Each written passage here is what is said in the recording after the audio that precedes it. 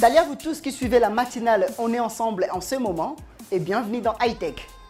L'inventrice congolaise Sandrine Galula Mubenga a inventé cette année la technologie mondiale et révolutionnaire dénommée Bi-Level Equalizer.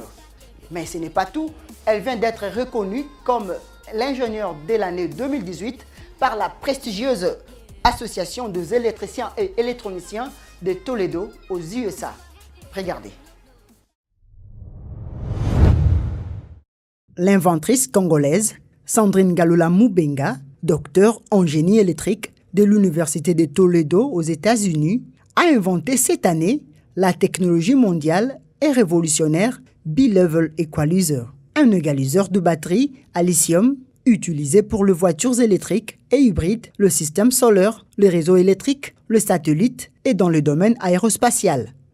La technologie développée par l'ingénieure congolaise permet d'équilibrer les cellules des batteries connectées en série, augmente la capacité de la batterie de plus de 30%, sa longévité ainsi que la performance. Cette technologie apporte un soulagement pour les utilisateurs de systèmes de stockage de batteries à lithium. Elle a développé plusieurs logiciels et programmes afin de concevoir le Bi-Level Equalizer. Cette nouvelle technologie est brevetée aux États-Unis. Sandrine Mubenga n'en est pas à son coup d'essai. Elle est également la conceptrice de la voiture à hydrogène, une voiture qui roule en utilisant l'hydrogène comme carburant et les courants directs.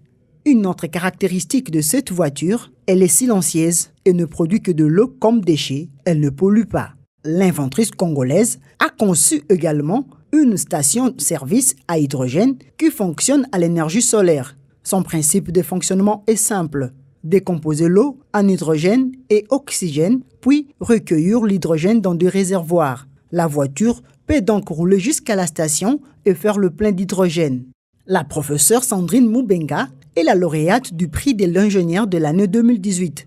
Le prix lui a été décerné le 15 novembre dernier à Toledo, à Ohio, par le prestigieux Institut des ingénieurs en électricité et en électronique, une association professionnelle qui regroupe près de 400 000 membres à travers le monde. Née en République démocratique du Congo, Sandrine Mubenga tombe gravement malade à Kikwit. L'opération qui devait lui sauver la vie à 17 ans est suspendue suite à un problème d'électricité. Dès lors, elle prend conscience de la nécessité de l'électricité et décide de faire des études dans le domaine des énergies renouvelables. Mon parcours a commencé il y a longtemps en fait. C'est-à-dire que j'ai eu la chance de grandir dans une famille dont le père travaillait aux Nations Unies. Donc mon père travaillait aux Nations Unies, il était diplomate international. Ça veut dire que chaque année on devait voyager, presque tous les 2 ans. Donc j'ai grandi dans plusieurs pays.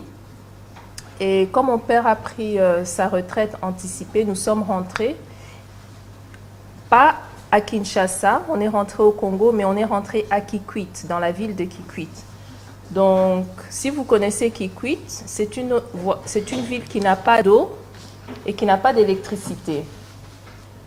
Donc, du coup, je me suis retrouvée à Kikwit et je suis tombée malade à l'âge de 17 ans.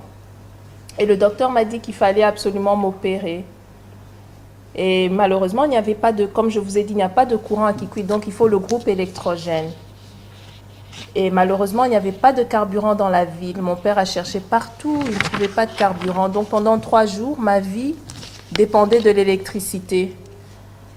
Et pendant ces 3 jours, je me suis tournée vers ma foi et je me suis dit qu'au XXIe siècle, c'était inacceptable que des gens meurent à cause du manque d'électricité.